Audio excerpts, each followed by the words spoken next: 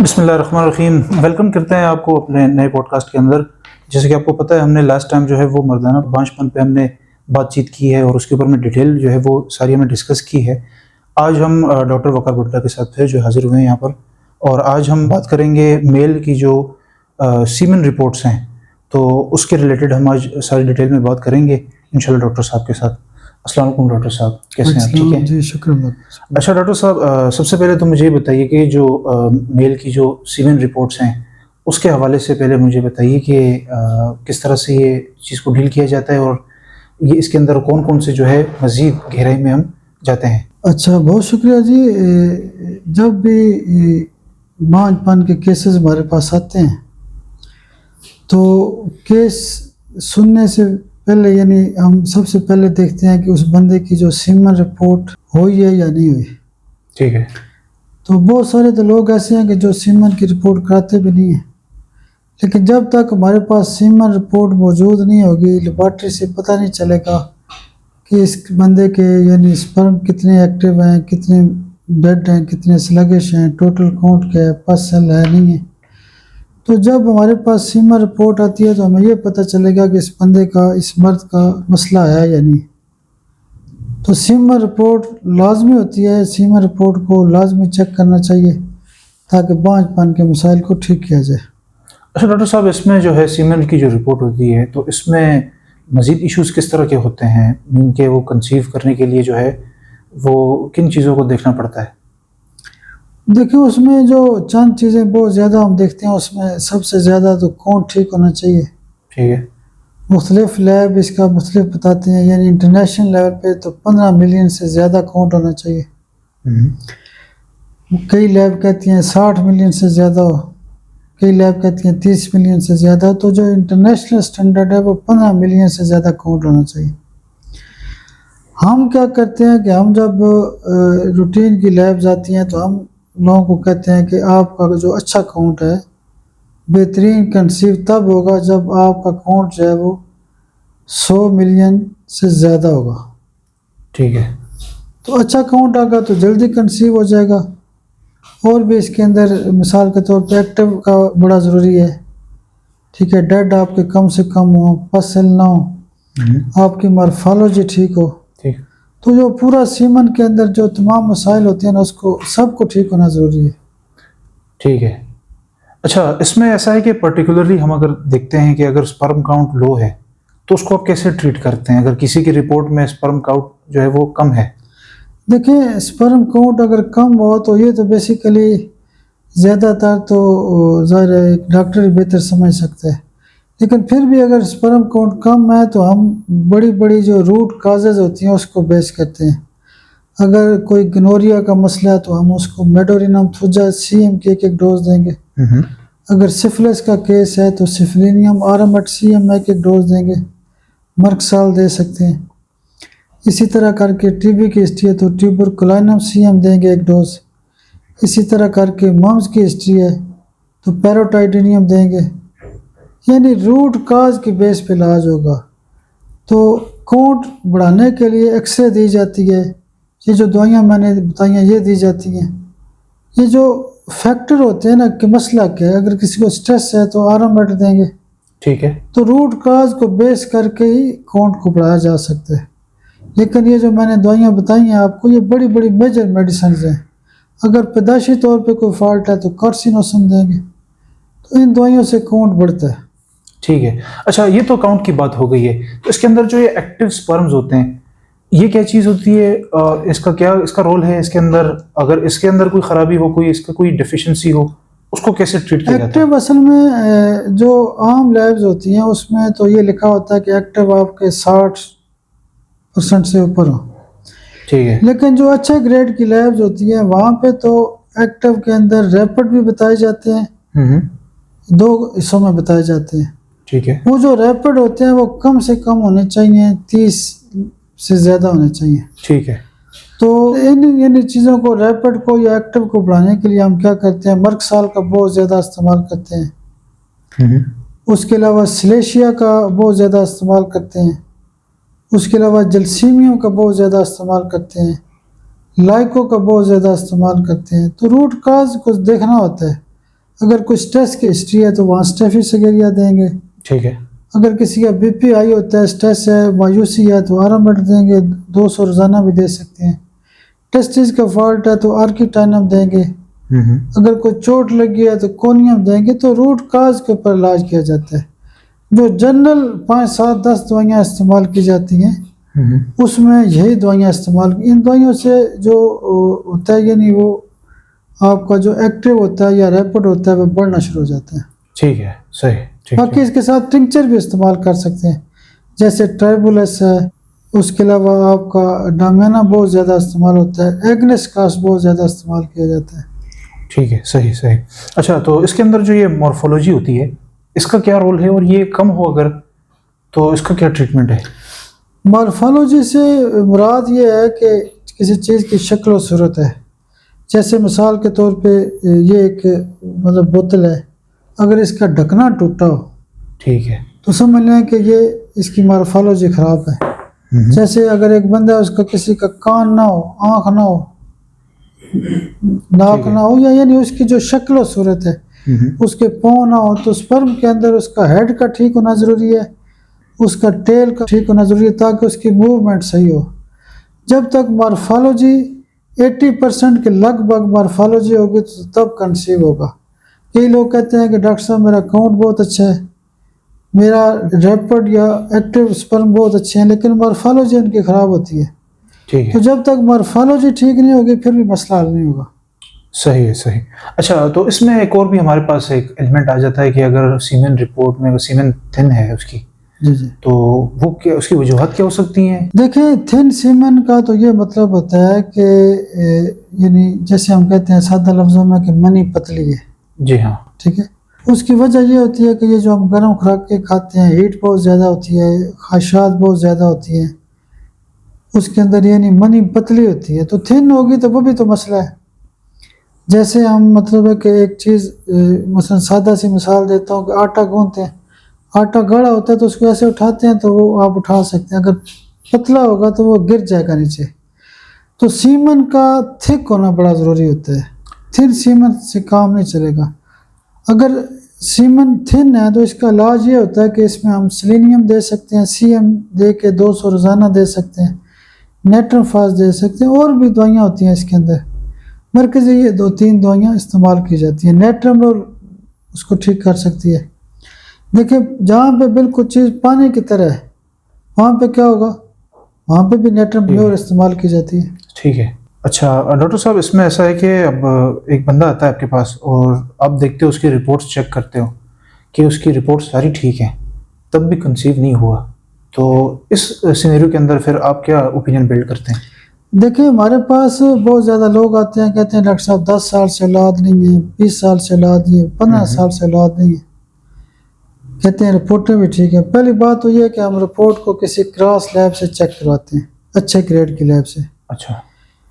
अगर फिर भी रिपोर्ट ठीक हो तो हम उनको दवाई ज़रूर देते हैं। जैसे अक्सर मरीज़ आते हैं वो कहते हैं जी मेरी रिपोर्टें ठीक हैं लेकिन मुझे दर्दें बहुत ज़्यादा होती हैं, तो हम दर्द की दवाई तो दे सकते हैं ना। अगर उनकी रिपोर्टें ठीक हैं, यानी किसी को रिपोर्टें ठीक है उसको गुर्दे का दर्द होता है, दवाई तो लाजमी देनी पड़ेगी, उसका तो मसला हल होना चाहिए। मैं आमतौर पे क्या करता हूँ कि ख़वातीन को भी दवाई देता हूँ और मर्दों को भी दवाई देता हूँ। हम देखें किसी को ब्लेम नहीं करते कि इस औरत का मसला है या इस मर्द का मसला है। दूसरा, आपने 100% और बेस्ट ऑप्शन पर रहना है। अगर आप खातून को दवाई दे देते हैं, मर्द को नहीं देते, हो सकता है मर्द का मसला हो सकता है उसको इरेक्शन का मसला हो सकता है उसका काउंट मतलब कम हो, कभी ज़्यादा हो। एक्टिव जो है ना, यानी जहनी टेंशन के साथ, डिप्रेशन के साथ, खुराकों के साथ स्पर्म कम ज़्यादा भी होते रहते हैं। तो इसलिए बेहतर ये होता है कि आप जब भी इलाज करते हैं या आप इलाज कराना चाहते हैं तो मर्द भी दवाइयाँ इस्तेमाल करें, औरतें भी दवाइयाँ इस्तेमाल करें। ठीक है, इसका मतलब तो ये हो गया फिर तो, क्योंकि हमारी जिस तरह सोसाइटी, इसमें अगर एक को मर्द को दवाई दी जाती है, ख़वातीन को नहीं दी जाती है, ख़वातीन को अगर दवाई देते और मर्द को नहीं देते, तो हमारी सोसाइटी काफ़ी इस चीज़ को नेगेटिवली जो है वो परसीव करती है कि देखिए घरों के अंदर ये झगड़े होते हैं जी, आपका मसला है, काफ़ी स्ट्रेस है, मतलब ये ठीक बहुत है, बच्चियों को फजूल का बड़ा स्ट्रेस लिया हुआ प्रेशर है। में मतलब प्रेशर दिया जाता है जी आपकी वजह से बच्चा नहीं हो रहा, ठीक है। अगर मर्द का मसला हो तो उसको ब्लेम किया जाता है, ठीक है। कई मर्दों पे शक किया जाता है कि पता नहीं ये क्या खुराक खाता है, कोई नशा नहीं करता, इनका मतलब बहुत सारे मसाइल होते हैं ना, मतलब किसी चीज़ की खराबी के। तो हम क्या करते हैं कि हम दोनों को दवाई देते हैं, रिपोर्टेड ठीक है या नहीं ठीक, हम कोशिश करते हैं कि दोनों का इलाज किया जाए। मेरे तो जो यानी 14,500 हमारे बच्चे जो पैदा हुए हैं हमारे क्लिनिक से, ज़बरदस्त। उसमें तकरीबन यानी 80% ऐसे केस हैं कि जिसके ऊपर मैंने दोनों का इलाज किया हुआ है, और जब से हम दोनों का इलाज कर रहे हैं हमारा क्योर रेशो ज़्यादा है। अच्छा, माशाल्लाह, बहुत ज़बरदस्त नंबर है ये तो, और अल्लाह ताला कामयाब करे आपको जी। अच्छा, मुझे बताइए कि काफ़ी हमारे जो लोगों के साथ आपने डिस्कस भी किया है इस बारे में कि एजोस्पर्मिया के बारे में ज़्यादा आपने डिस्कस कर चुके हैं, तो थोड़ा सा इसको थोड़ा और बताइए हमें। देखिए एजोस्पर्मिया जो होता है, देखिए आप इसको नेट से गूगल से चेक करें तो उसमें भी ये लिखा हुआ है कि यानी इसकी कुछ काजेज होती हैं, उनकी बेस के ऊपर एजोस्पर्मिया मौजूद है, यानी स्पर्म बनते क्यों नहीं है, ज़ीरो क्यों है। तो उसकी जो काज होती है ना, ढूंढ के उसका इलाज किया जाता है। हमारे पास बहुत ज़्यादा मरीज आते हैं, वो कहते हैं डॉक्टर साहब मुझे चोट लगी थी, तो कोनियो मार्निका वगैरह से ठीक हो जाते हैं, रूटा से ठीक हो जाते हैं, ठीक। इसी तरह कोई बंदा कहता है कि डॉक्टर साहब मैं स्टीरॉइड खाता रहूं, जी, काफ़ी ज़्यादा आजकल तो जो है उसमें वो नक्सवामिका लोगों के साथ issues कार्टिजोनम हैं। से ठीक किया जा सकता है। जी। अगर कोई बंदा कहता है मेरे हार्मोन्स का मसला है, तो उसको हार्मोन की दवाइयाँ दे के ठीक किया जा सकता है। कई लोग कहते हैं उनका टेस्टोस्टेरोन लेवल कम होता है, उसको ट्रीट किया जा सकता है। तो रूट काज का बड़ा मरकजी, वो एक बंदा कहता है डॉक्टर साहब मुझे टीबी हुई थी, मुझे कैंसर हुआ था, मुझे फलां हुआ था। तो जब रूट काज मिलती है तो उसका इलाज होता है। तो बंदा कहता है मुझे थायराइड का मसला है, तो रूट काज को बेस करके हम ये नहीं कहते कि 100% एजोस्पर्मिया के केस ठीक होते हैं, लेकिन होते ज़रूर ठीक है।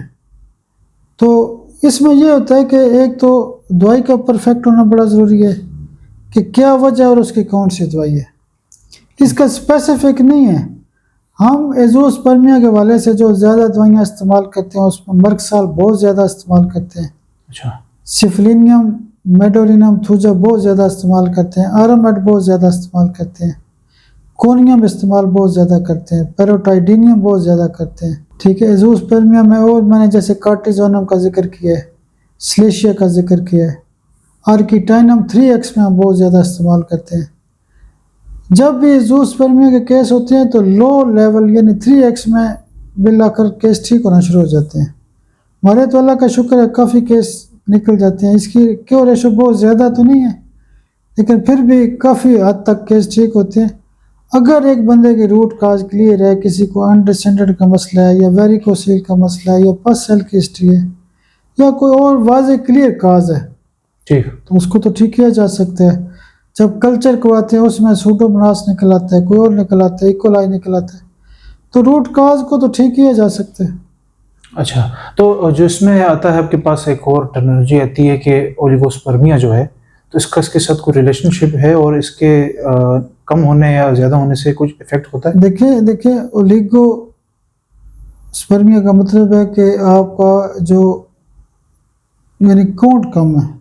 अच्छा, जो आपका उसका ये सीमेन का। बेसिकली टर्म्स होती हैं, ये डॉक्टर्स के लिए टर्म्स होती हैं कि कई दफ़ा पूरी रिपोर्ट नहीं होती, इसमें सिंपल लिखा होता है जी ओलिगोस्पर्मिया, तो उससे ये मुराद है कि आपका काउंट कम है।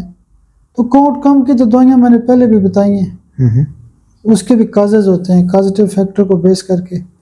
देखिए काउंट कम होगा तो रूट काज को फिट करना है हमने। अच्छा। हो सकता है उस बंदे को एच पाइलोरी हो, एच पाइलोरी से ठीक हो जाएगा, अच्छा। लाजमी नहीं है कोई ख़ास ही वजह हो, जो वजह होगी उसको बेस करना है। अच्छा, इन टर्मिनोलॉजीज में आप ये कहना चाहते हैं कि इनके साथ जो रिलेटेड इश्यूज हो सकते थे उसके साथ ये हुए हैं पास्ट में, तो उस वजह से ये इश्यूज इनके साथ हो सकते हैं। टर्मिनोलॉजीज देखें ना, मेडिकल टर्म्स है ना, कई अब मसलन एक रिपोर्ट में लिखा हुआ है जी ओलिगोस्पर्मिया, ठीक है। इसमें और भी टर्म्स होती हैं जैसे एस्थेनोस्पर्मिया, ठीक है, ये आपका एक्टिव कम है, ठीक है, इस पर भी हम आते हैं आपसे यानी सादा लफ्जों में अगर हम एक्टिव कम है तो उसकी तो मैं डिटेल बता चुका हूँ। जी हाँ। बस आप यहाँ पे ये समझ लें कि ओलिगोस्पर्मिया के एस्थेनोस्पर्मिया के, जी हाँ। फिर एक टर्म होती है ओलिगो एस्थेनोजूस्पर्मिया, ठीक है। उसमें टोटल भी कम होता है एक्टिव भी कम होता है। हम्म। यानी उसमें मतलब देखें ये टर्मिनोलॉजीज हैं। ठीक है, जी। तो ये टर्मिनोलॉजी जितनी भी आपने बताई हैं, तो ये जब हम किसी अच्छी ग्रेड की लेबोरेटरी से हम टेस्ट करवाएं, तो ये उसके अंदर अलग से सारी रेंजेस इसकी आती है, या इसको आप ढूंढना पड़ता है, आपको इसमें फाइंड आउट करना पड़ता है किसी और टर्मिनोलॉजी? कोई भी लैब की रिपोर्ट होती है ना, वो ऊपर डिटेल बताता है और नीचे कंक्लूजन लिखता है। कंक्लूजन में ये टर्म लिख देता है जी ओलिगोस्पर्मिया है, ओके, एस्थिनोस्पर्मिया है, ओलिगो एस्थिनोजोस्पर्मिया, मसला क्या है। ठीक है। मैं आपको आप हैरान हो गए कि मुझे एक बंदे ने फ़ोन किया कि डॉक्टर साहब मुझे नॉर्मोजोस्पर्मिया का मसला है। तो मैंने कहा खुदा के बंदे, नॉर्मोजोस्पर्मिया नॉर्मल से निकला हुआ है, तो नॉर्मोजोस्पर्मिया का मतलब ये है कि आपकी रिपोर्ट नॉर्मल है। मैंने कहा मुझे आप रिपोर्ट भेजें। उन्होंने जब मुझे रिपोर्ट भेजी, उनका काउंट बेहतरीन था, एक्टिव बेहतरीन 60% से ज़्यादा थे, मॉर्फोलॉजी 80% थी। तो ये टर्मिनोलॉजीज हमें पता होनी चाहिए। अच्छा, जैसे हमने अभी एजोस्पर्मिया, ओलिगोस्पर्मिया और एस्थेनोस्पर्मिया के बारे में हमने बात की, अगर ये इनमें से अगर ये तीनों की तीनों ठीक हों या तीनों की तीनों खराब हों, तो इस सिचुएशन के अंदर फिर क्या इसका ट्रीटमेंट होता है? देखें, हम जब दवाइयाँ लिखते हैं ना, एक कंपाउंड टाइप, यानी मतलब है कि यानी दवाइयाँ लिखते हैं, जैसे एक फैमिली की दवाइयाँ, ठीक है। जैसे मर्कसाल दे दी, जलसीमियम दे दी, सिलेशिया दे दी, ठीक है, सिफलिनियम की एक डोज दी, आरामेट की एक डोज दे दी, ट्यूबर की एक डोज दी। तो जब आप एक पैरेलल यानी एक बेस करके रूट काज को भी देखते हैं, रिपोर्ट को भी देखते हैं, केस की नोयत को देखते हैं, इतना अर्सा हो गया, एज फैक्टर ये है, इस बंदे का नेचर ऑफ वर्क क्या है। जैसे एक बंदा तंदूर पे काम करता है तो उसको आप मर्कसाल देंगे, कोई ड्राइवर है तो मर्कसाल देंगे। अच्छा, बीपी लो है तो जलसीमियम देंगे, सुस्ती है तो जलसीमियम देंगे, पस है तो सिलेशिया। तो इन दवाइयों से ये ठीक होता है। अच्छा, ये आपने आखिर में पस सेल के बारे में बात की है, तो ये थोड़ा सा इसको मजीद थोड़ा एक्सप्लेन कीजिए हमारे व्यूअर्स को कि पस सेल अगर किसी देखे का ना, कम है या... जिन लोगों को गोनोरिया का मसला होता है, यानी उनको मतलब इन्फेक्शन होता है शदीद किस्म का, उनके रिपोर्टों के अंदर पस सेल हिस्ट्री होती है। पस सेल में ये होता है कि मेडोरिनम, आरामेट, सिलेशिया हम सीएम में देते हैं, और पस को ख़त्म करने के मर्कसाल, सिलेशिया, हाइपरसल्फ का बहुत ज़्यादा इस्तेमाल करते हैं। जो आम दवाइयाँ होती हैं, आम केस होते हैं, उसमें तो मैंने जैसे बताया ट्राइबुलस क्यू में देते हैं, एग्नेस कास्ट क्यू में देते हैं, डामियाना देते हैं, बहुत ज़्यादा इस्तेमाल होता है। लेकिन अगर पस सेल का केस होता है, उसमें एक्नेशिया कैलेंडुला का इस्तेमाल बहुत ज़्यादा होता है। ठीक है, सही। यानी जहाँ पस सेल, बाज़ का पस सेल न्यूमरस होती है, तो अगर आपकी रिपोर्ट ठीक भी है और पस सेल ज़्यादा है, तो पस सेल का भी इलाज होना चाहिए, और ये अच्छा ठीक होता है, होम्योपैथी में ज़बरदस्त ठीक होता है। अच्छा, तो ये पस सेल आप समझते हैं कि ये कोई इतनी ज़्यादा कोई उसकी रेंज होती है ना, उसकी रेंज होती है, मसलन 2-4 पस सेल होंगे तो मसला नहीं है। अच्छा, काफ़ी लोगों को ऐसा भी होता है कि जिनका जो है वो सीमेंट डिस्चार्ज नहीं होता उनका, तो उसको कैसे ट्रीट किया जा सके? देखिए, सीमेंट डिस्चार्ज से मुराद ये है कि एक बंदा जाता है लैब के ऊपर, वो कहता है डॉक्टर साहब मैं अंदर गया हूँ तो मैंने बड़ी कोशिश की है, तो वो तो सीमेंट तो निकले ही नहीं है। इसका मतलब है कि उसको एक तो फियर हो सकता है, दूसरे नंबर के उसके अंदर जो है ना शदीद किस्म की ड्राइनेस है, यानी जो सीमन बनने का अमल ही नहीं है। ठीक है, उसमें हम नेट्रम देते हैं। अगर वो डर जाता है रिपोर्ट करने से पहले, तो फिर जलसीमियम देंगे, लेकिन उसकी जो बड़ी दवाई होती है वो नेट्रम होती है, जिन लोगों का सीमन बनता नहीं है। नेट्रम मैंने पहले भी बताया था कि बॉडी के अंदर कहीं भी खुश्की है, मैंने नेट्रम के ऊपर कोई 30-40 नुक्ते लिखे हुए हैं। ज़बरदस्त, माशाल्लाह। वो नुक्ते आप पढ़ें, वो नेट्रम की देखें नुक्ते कहाँ कहाँ इस्तेमाल की जाती हैं। ठीक। अच्छा डॉक्टर साहब, इसमें ऐसा है कि अभी किसी की अगर स्पर्म क्वालिटी को हमें इम्प्रूव करना है न्यूट्रिशन, ग़िज़ाइयत के थ्रू, तो उसको कैसे किया जाए?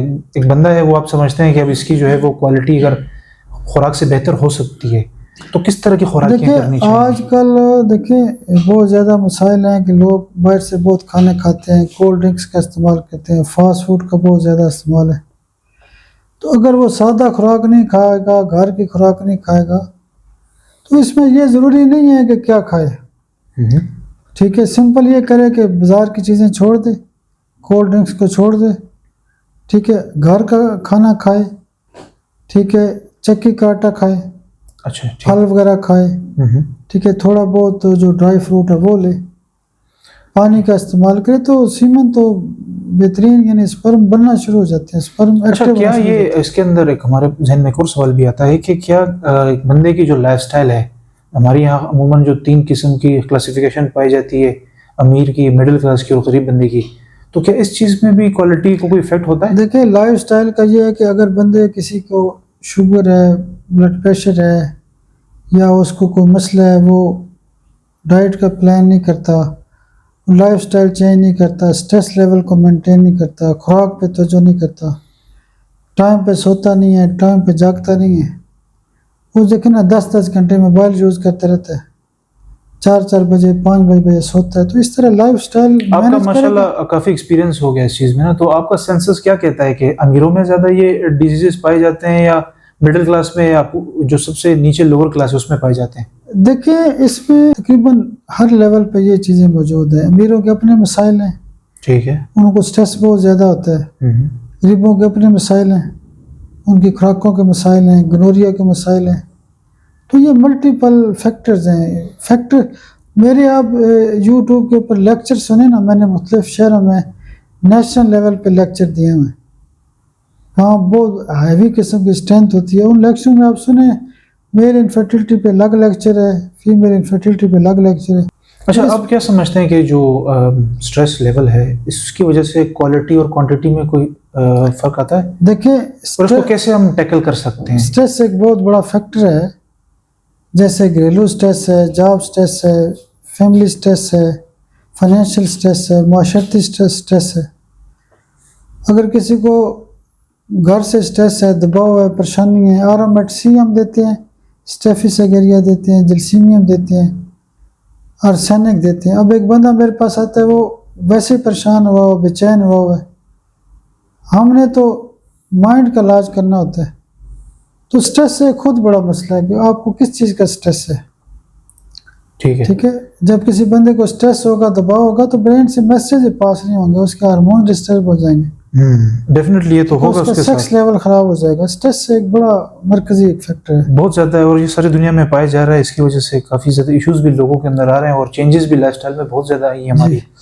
अच्छा, कोई बंदा ऐसा आता है कि आप देखते हो रिपोर्ट्स वगैरह उसकी, और आप उसको कोई कभी कभी कभार ऐसा हुआ है कि आपने किसी को जेनेरिक मेडिसिन आपने दी हो मेल इनफर्टिलिटी डिजीज के हवाले से? देखिए आपने ये पूछा कि जनरल दवाइयों की बात की है ना, जी जी, हाँ जी बिल्कुल। उसमें ये होता है कि ये नहीं, देखिए मैंने पहले भी बताया कि आप जनरल दवाइयाँ दे देते हैं तो फ़ायदा होता है। हमारा टारगेट है कंसीव कराना, ठीक है, तो असल टारगेट तो कंसीव होने ना।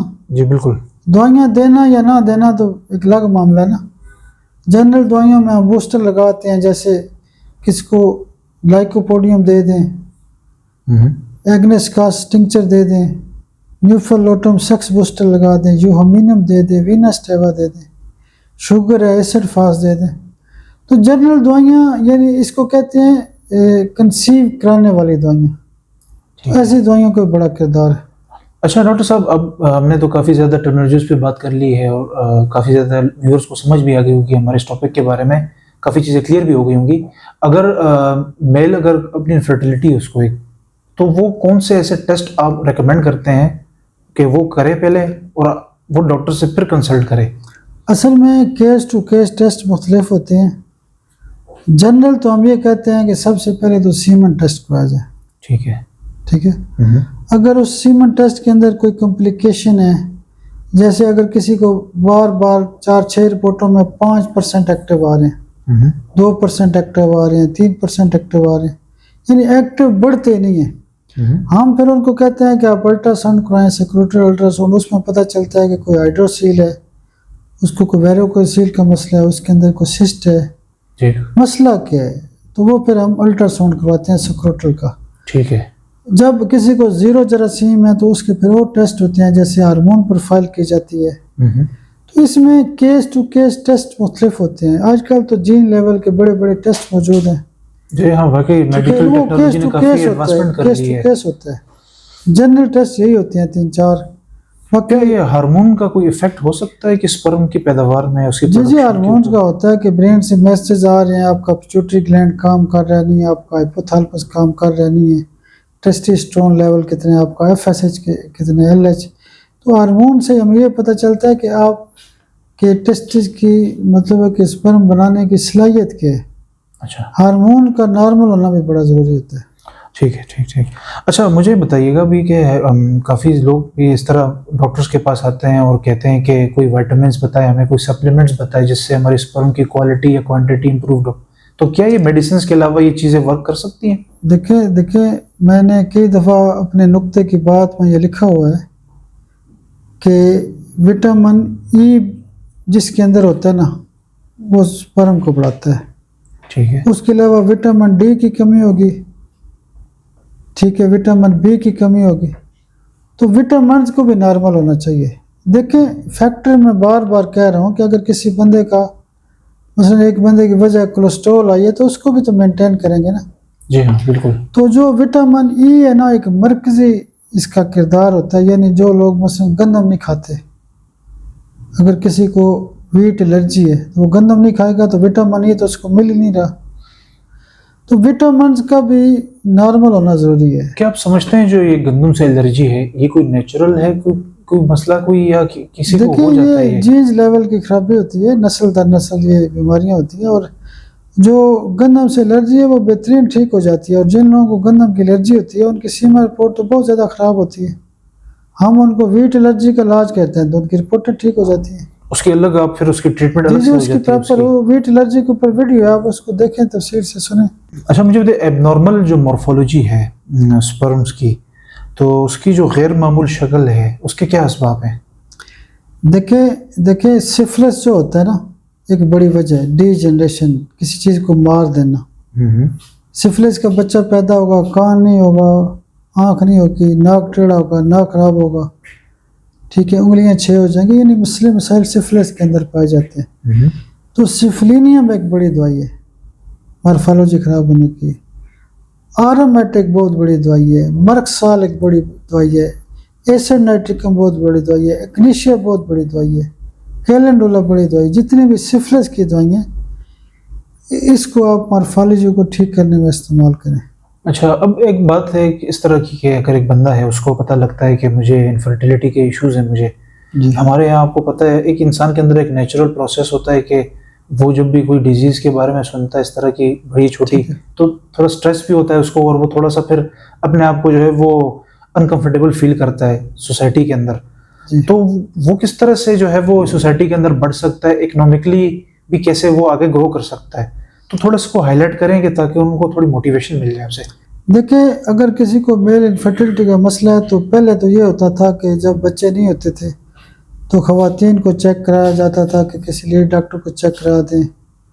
आजकल तो अक्सर ये होता है कि जो ही बच्चा नहीं होता तो घर वाले कहते हैं जी, उसकी बीवी कहती है जी आप अपना सीमन टेस्ट करवाएं। तो माशरे के अंदर सीमन टेस्ट की खराबी एक बड़ा मसला है। एक स्ट्रेस पहले होता है, एक ऊपर से नया स्ट्रेस खड़ा हो जाता है कि बच्चा नहीं हो रहा। अच्छा। और वो माशरे के अंदर बदनाम होता है। लोग उसको तरह तरह के ब्लेम देते हैं कि ये पता नहीं खुराक इसकी ठीक नहीं है, इसको क्या मसला है, इसको कोई डिप्रेशन है, घर के अंदर कोई लड़ाई झगड़ा, स्ट्रेस क्या है। सारे वो फिर एक ख्वाब खा की परेशानी है। वो बेचारा काम करेगा या रिपोर्टों को लेकर घूमता फिरता रहेगा। तो आप कहते मैं हैं कि हैरान जो होता हूँ स्पाउसेस हैं वो आपस में मैं अच्छा हैरान रहें। होता हूँ कि यानी चंद सालों से यानी स्ट्रेस लेवल बढ़ने की वजह से, मल्टीपल फैक्टर की वजह से बहुत ज़्यादा रिपोर्टें ख़राब आ रही हैं।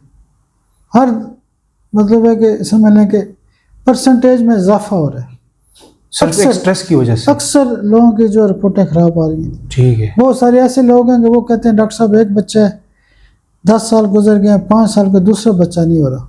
ठीक है। तो इसलिए यानी अगर सीमा रिपोर्ट किसी मर्द की ख़राब होगी, चूँकि मर्द का ये मतलब होता है कि वो इज़्ज़त नफ्स उसकी मजरू होती है, मुतासर होता है। ऐसा ही है बिल्कुल। ठीक है, वो बड़ा इस चीज़ को बुरा मनाता है। क्या ये जो कंसीव करने के दौरान जो गैप होता है, जिस तरह आप बता रहे हैं कि 5 साल 10 साल का गैप होता है, तो ये भी इफेक्ट करता है? क्या आप सजेस्ट करते हैं कि बच्चे अगर अपने कराने तो जल्दी जल्दी आप कंसीव करवाएं? देखिए एक तो ये होता है कि मिसाल के तौर पे अगर पहला बच्चा नहीं हो रहा तो साल 2 साल इंतज़ार करें, तो फौरी टेस्ट करवाएं। ठीक है। अगर आपका दूसरा बच्चा 3 साल का हो चुका है तो मैक्सिमम 4 साल तक इंतज़ार करें। अगर नहीं है तो दोबारा रिपोर्टें कराएं। लोग अच्छा, मर्द रिपोर्टें नहीं कराते, वो कहते हैं कि डॉक्टर साहब मेरा तो पहले बच्चा हुआ है।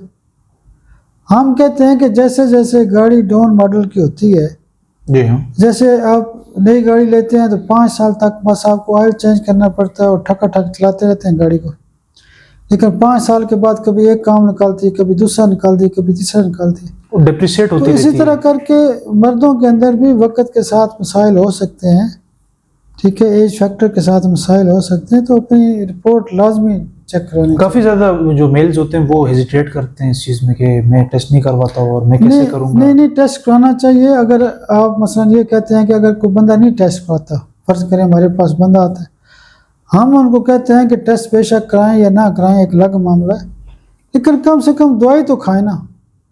वो कई लोग टेस्ट नहीं कराते, हम उनको स्पर्म बढ़ाने की दवाइयाँ देते हैं, बूस्टर दवाइयाँ देते हैं, सेक्स इंप्रूव करने की दवाइयाँ देते हैं, उनका तो कंसीव हो जाता है। कुछ ऐसे भी लोग आते हैं कि वो कहते हैं हमारा बच्चा एक हो चुका है और हम दोबारा टेस्ट कंडक्ट करवाएं या ना करवाएं। देखे अगर दूसरा बच्चा फ़र्ज़ करें नहीं हो रहा, हम ऐसे मरीज़ों को 2-3 बार दवाई इस्तेमाल कराते हैं, उसमें ज़्यादातर तो कंसीव हो जाता है।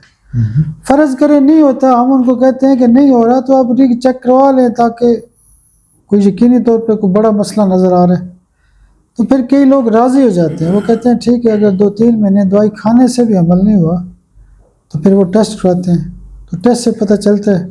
अच्छा, इससे एक और सवाल भी जहन में आता है कि मतलब जो ह्यूमन बॉडी है जैसे बंदे की, तो उसके अंदर जो चेंजेस आती हैं, मीन्स कि अगर एक बच्चा कंसीव उसका हो गया और वो 5 से 6 महीने बाद या 2 साल बाद कम से कम वो अगर करवाता है दोबारा टेस्ट, तो समझते हैं कि 2 साल के अंदर जो है वो बॉडी में काफ़ी ज़्यादा जी, चेंजेस आने वक्त के साथ साथ देखें, आपको टेंशन कम है ज़्यादा है, आपका स्ट्रेस कम है ज़्यादा है, आपको पहले बीमारी नहीं थी अब है, आपकी उम्र बढ़ गई है, आपका नेचर ऑफ वर्क कैसे है, आपके घरेलू हालात कैसे हैं, माशरती हालात कैसे हैं, मसाइल के हैं, तो वक्त के साथ साथ तो देखें ना कि मसाइल बढ़ते हैं। आप देखें जो ही लोग 40+ में जाते हैं, जी, एज फैक्टर तो काफ़ी ब्लड फिर प्रेशर हाँ, और पता बिल्कुल। नहीं क्या क्या मसाइल खड़े हो जाते हैं। तो एज फैक्टर तो एक मरकज़ी वजह होती है हर बीमारी की, इसको तो चैलेंज नहीं किया जा सकता। फिर हम देखें चलते नहीं हैं, वॉक नहीं करते, खुराक का ध्यान नहीं रखते, ठीक है, हम दीन की तरफ नहीं हैं।